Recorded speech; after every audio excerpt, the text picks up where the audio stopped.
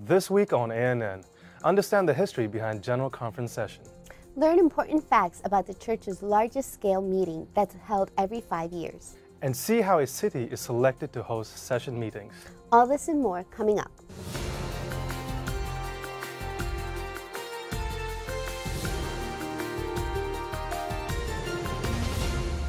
This is ANN, a service of the Seventh-day Adventist World Church. Thanks so much for joining us for a special 2015 New Year's edition. 2015 marks a historic year for the Seventh-day Adventist Church. This year, leaders and members from all over the world will gather for the church's 60th General Conference Session. We're going to hear the word session numerous times throughout today's program, so let's examine what we mean when we say session. Since 1970, the large spiritual gathering and business meeting of the denomination has taken place every 5 years. Session is the highest governing body of the church. Elections for the church's highest positions also take place during session. The positions up for election include the General Conference officers, General Conference vice presidents, division presidents, General Conference department directors, and associate directors. The event also serves as a time of reunion for friends and families and a trade show of global ministries. This year's session will take place in San Antonio in the U.S. state of Texas from July 2nd to July 11th. As we previously mentioned, session only started meeting every 5 years beginning in 1970. But what about before then?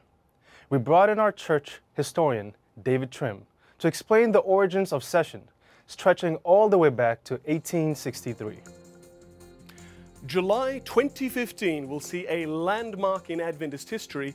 The 60th General Conference Session will convene in San Antonio. Some 2,500 delegates from 626 conferences and missions and 128 unions from all around the world will transact the church's official business at San Antonio. What a contrast with the first founding General Conference Session on May 20 and 21, 1863. 20 delegates, all of them men, came to Battle Creek, Michigan, representing just 5 conferences in the Northeast and Midwest of the United States. The session met for 1 full day and parts of 2 others. But then on May 22 through May 24, the 20 delegates joined in holding 8 evangelistic meetings in Battle Creek.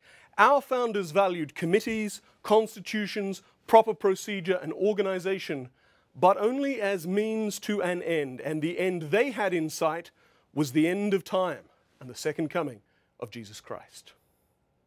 From 1863 until 1889, General Conference sessions were held annually. The first 14 meetings were all in Battle Creek. Not until 1876 did delegates convene elsewhere, and then they met close to home in Lansing, Michigan. It was 1882 when 21 delegates met for the 21st session in Rome, New York, before a session was held outside the state of Michigan. A notable first came in 1887 when 70 delegates to the 26th session met in Oakland, California, the first session held on the west coast of North America. But it is an amazing fact that Battle Creek hosted 23 of the first 28 sessions and 27 in all. In this period, GC sessions were dynamic theaters for discussions and decision-making among denominational leaders. The 11th session in March 1873, for example, was notable for discussions about mission that finally tipped the balance for the young church and made it commit to overseas missionary work.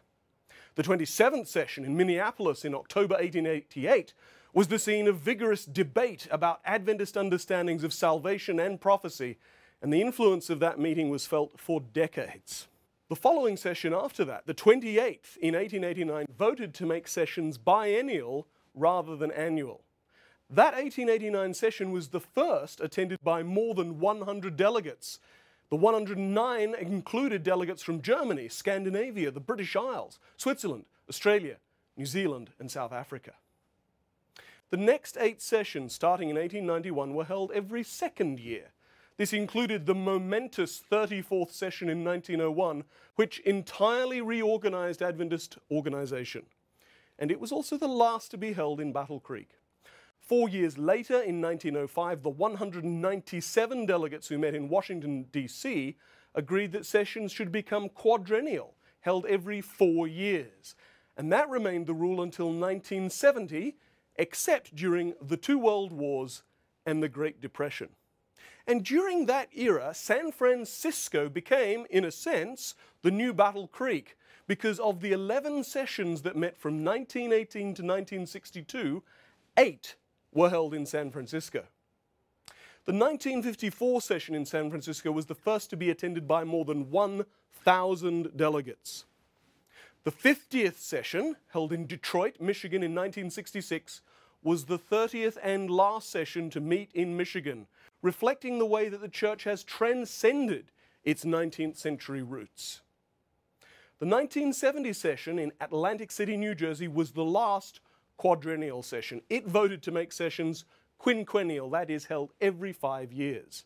And the decision was made in light of the numbers of delegates. There were 1,782 in 1970, and the fact that they now came from truly all around the world. Since the 52nd session held in Vienna in 1975, GC sessions have been 5-yearly events.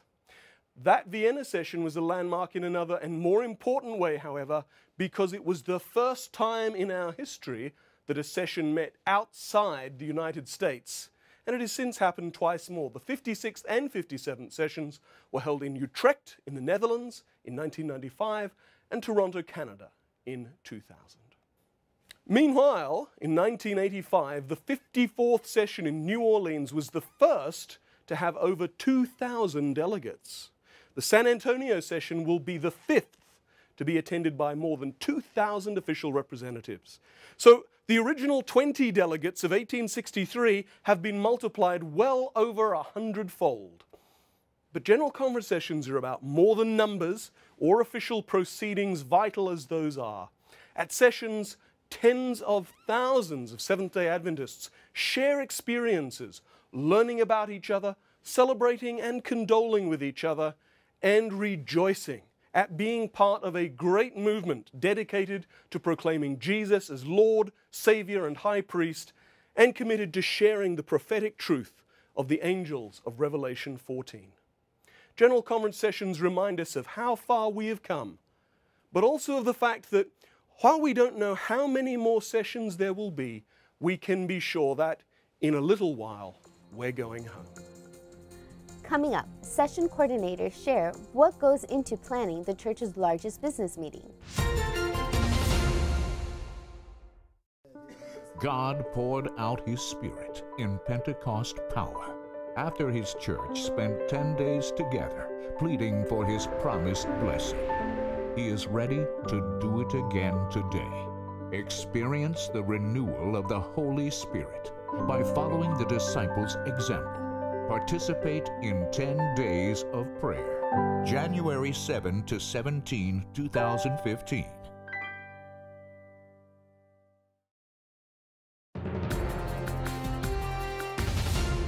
Welcome back for this special A&N exclusive. Session planning managers Sherry Clemmer and George Igwaki discuss how session turns from contracts and spreadsheets into a reality. Well, the first thing I will look for is a very large dome, which can accommodate about Covered? 75,000 people during the weekend. Yes. And what about the hotels? Well, we would like approximately 6,000 sleeping rooms within walking distance. Walking distance. Yes. You are right. And an exhibit hall. Okay. And can take about how many? Exhibitors? Yes. About 200,000 square feet. Okay. So depending on the size of the booths, 300, 400 exhibitors. And we must have enough space as well for the cafeteria service. Food service, exactly. That We is like very to important. eat. You bet.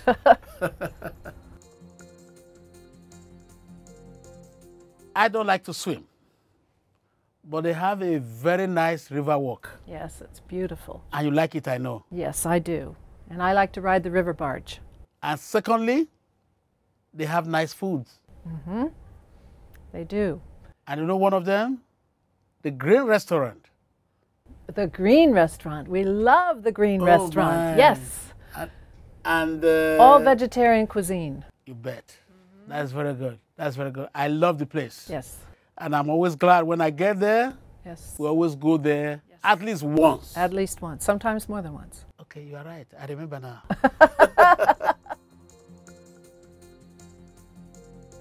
We have a lovely exhibit hall with approximately 400 exhibitors this time. You'll definitely want to check that out. Lots of good activities going on in there. Music, children's felt supplies and Sabbath school supplies. Each of the GC departments has wonderful exhibits, the divisions. The ladies will want to check out the women's meetings. Okay. That will be in the grand ballroom up on the 3rd floor of the convention center. They will have meetings during the weekdays. We will have noontime seminars and concerts that will be going on throughout the building. Schedules will be posted, and you may want to check out some of those opportunities as well. Good. And don't forget to, we have Hope Channel. Yes. It's a direct live uplink. Yes. Interviews are being done. Yes. And don't miss that place. It's part of the major outreach of our church. That's right. Secondly, there's going to be a special booth for the president. This has to do with the reach in and reach out. Prayer requests will be done simultaneously. Around the globe. Around the globe. Yes. This is unique. And when you come to San Antonio, make sure you don't miss it. That's right. Remember, the session management or session managers, they are all busy all the time. That's right. We don't know what goes on. The only one I can remember is the closing ceremonies. Yes. Our favorite. You see the beauty of our church in action. Yes. And I love the reunions because many people come there that have not seen each other for a number of years, who have worked together perhaps, and to see them unite and hug and just enjoy each other is always fun. And another favorite that I have is singing. I know you are a choir director. I can understand. With all of those people in the dome, to just hear all the voices blending, I get goosebumps. I love it. Do you want to learn more about the restaurant George Iguaki mentioned in the previous segment? The owner of the Green Vegetarian Restaurant in San Antonio sat down with the church's communication department and shared the motivation behind his culinary ministry. My name is Mike Barron. I'm the executive chef of Green Vegetarian Restaurants and Earth Burger Veggie Burger Stand. For the first 35 years of my life, I was a big meat eater. You know, I grew up in the restaurant business. I became convicted and to become a vegetarian, and the restaurant business is all that I knew. San Antonio sits at the crossroads of being in the South and in the Southwest, and close to Mexico, and we have a lot of great food cultures that merge right here in San Antonio. This is my home. This is the food that I want to serve. This is food that tastes like Texas and tastes like food that I grew up on. In our restaurant, you're going to look down, you're going to see red cabbage with beets, and you're going to see kale and even sweet potatoes and all these beautiful rainbow of colors on your plate that you know that food is good for you. We're closed on Saturdays, so that's something that's a little unusual about us, but we're Sabbath keepers, and Saturday is the seventh-day Sabbath, as in the Ten Commandments. And we also keep the other part, we're open those 6 days thou shalt labor. We're here laboring those days and taking care of our guests, but it's Sunday through Friday. In the end, if all this, you can have a great mission and a great desire to spread something beautiful to the community, but if it doesn't taste good, it's not going to go anywhere and it's not going to do anything. So our number one priority at Green and at Earth Burger is to make sure the food tastes great.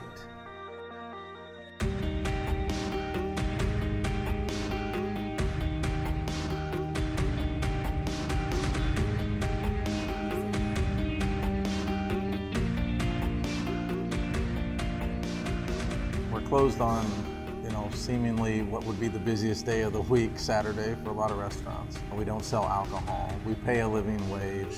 We sell vegetarian, kosher food in Texas, and God is blessing us anyway.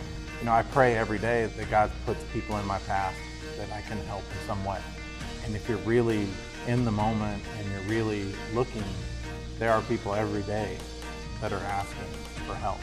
So that's the thing that brings me the most joy, is when I see that, and I really see that person and really see their need, and there's something I can do. It might be just a pat on the back or a prayer or something, but it's something that I can do to help them along. So those are the things that really matter to me.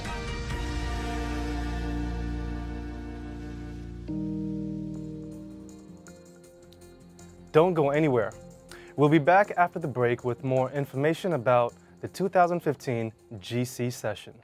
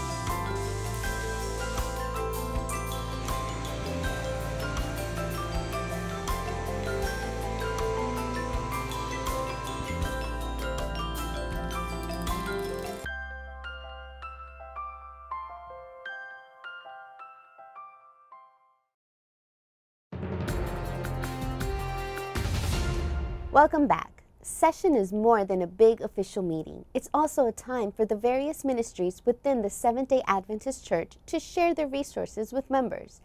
Leaders from some of the church's departments and entities shared what their ministries are planning for Session. So for San Antonio, we're actually excited more than ever about the plans we have shaping up, and don't want to totally give it away quite yet, but we're working really hard on developing a couple of unique videos to give visitors a 360-degree journey through some AWR locations in Asia Pacific and North Africa. And so even if you can't travel to those locations yourself, thousands of miles away, you'll be able to walk through them, essentially, with these special videos. We're also developing an iPad app for AWR, so people can try tuning in a shortwave signal to reach a particular designated country and guess which languages are associated with that country, as well as other features. We'll also be working to put these features online, so if you can't journey all the way to San Antonio, you'll be able to join us virtually and participate in the fun and learning at the same time.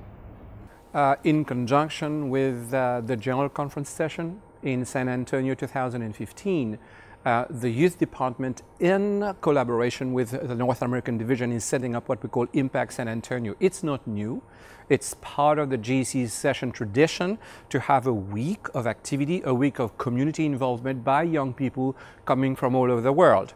Our vision is for young people from all over the world to come and unite in San Antonio to help the local church in their witness. So it's essentially like a three-part thing.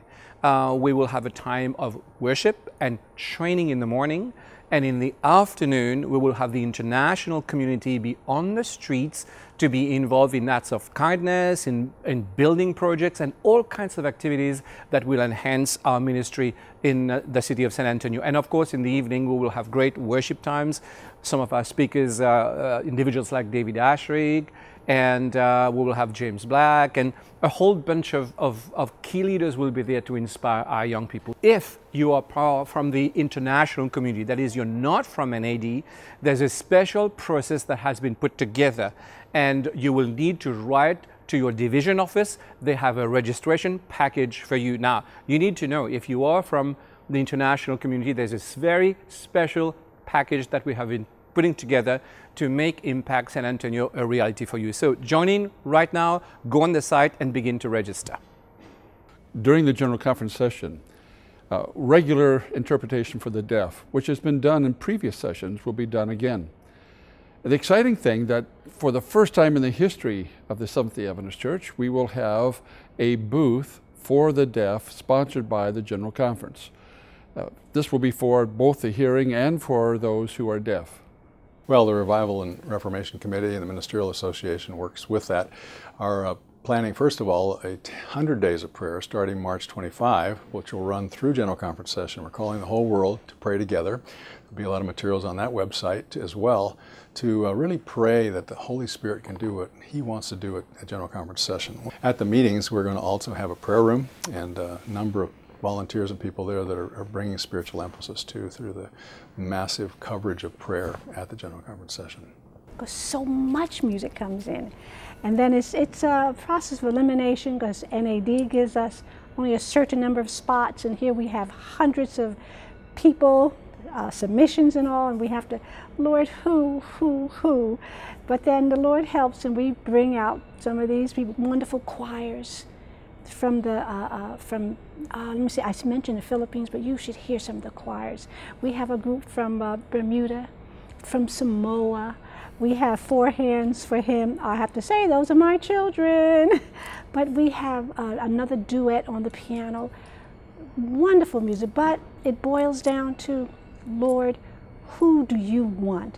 Well, you know, at ADRA, I think we have about 2,000 square feet of space. We're looking forward to an interactive exhibit that really focuses on the Gospel of Matthew 25, 35, and 36.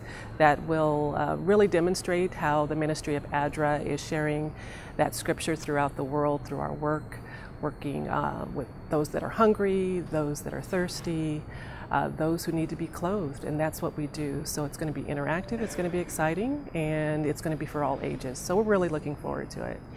It's very important for us to be able to do something for the community while we're there. And with this 5K, we're giving an opportunity for people to participate, but also we are collecting donations that will stay with the city to help prevent childhood obesity and provide resources for families there who are in fact participating and may need follow-up in terms of health issues, because we're also having, after the 5K, a health expo and also delivering the missionary health book.